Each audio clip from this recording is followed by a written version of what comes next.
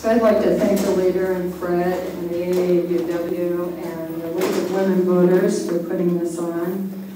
I'd also really like to thank Mike Blair and Stephanie McCleary for having the guts and the clarity of purpose and the stamina to call the state out on its paramount duty. I really believe we owe you a debt of gratitude for your work, so thank you very much. This is my 20th year of involvement in the Port Townsend schools. As Fred mentioned, we've lived here since 1989, and we put our first child into kindergarten in the 92-93 school year at Grant Street. So this is kind of a 20th anniversary for me.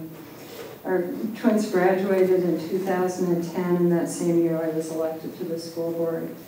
I've volunteered in classrooms, chaperoned on field trips, served on site councils, hiring committees, and been a tutor, a writing tutor, and a ghost reader for teachers.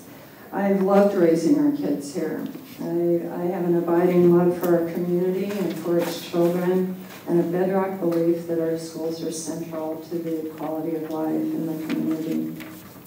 But as I reflect on my 20 years here and my involvement in schools, I'm saddened by the fact that during most of those years, there's been a gnawing and relentless sense of scarcity.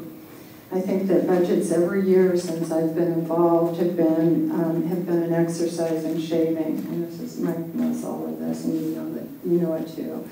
But more importantly, I think the kids know it, and the kids know it, the teachers know it, the parents know it, and the community knows it. And in spite of our best efforts, we pass our levies, we put out fundraisers, we roll out all sorts of support for our schools. We still have this nagging sense that we're not getting ahead, and in fact, we're losing ground.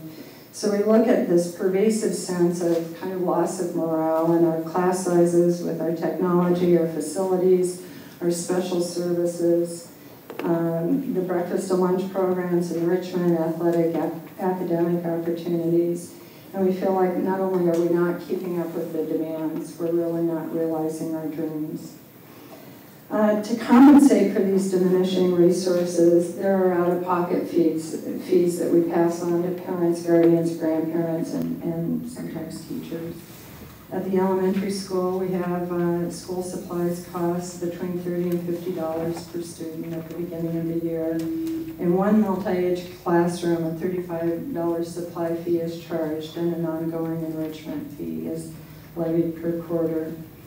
At the middle school, we have student services handbook and PE uniform fees at about $60 at the beginning of the year.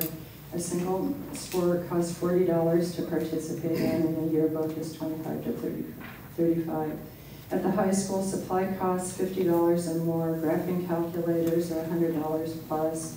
To play one sport, which includes an athletic and an ASB fee, it's $170. To play two sports, it's $200.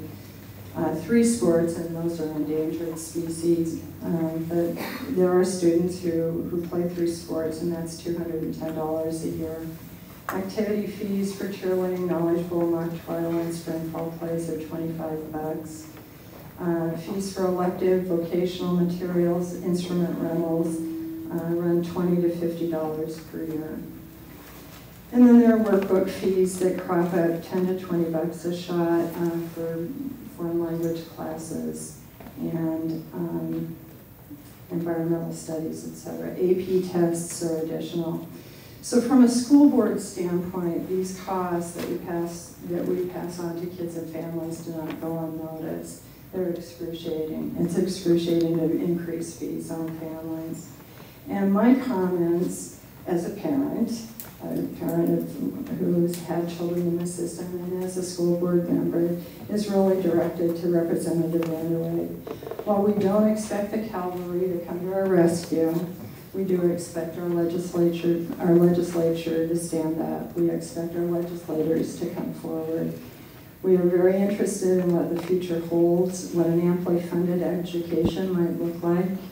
And as of February 1, around 1 million students in the state of Washington are affected by what happens.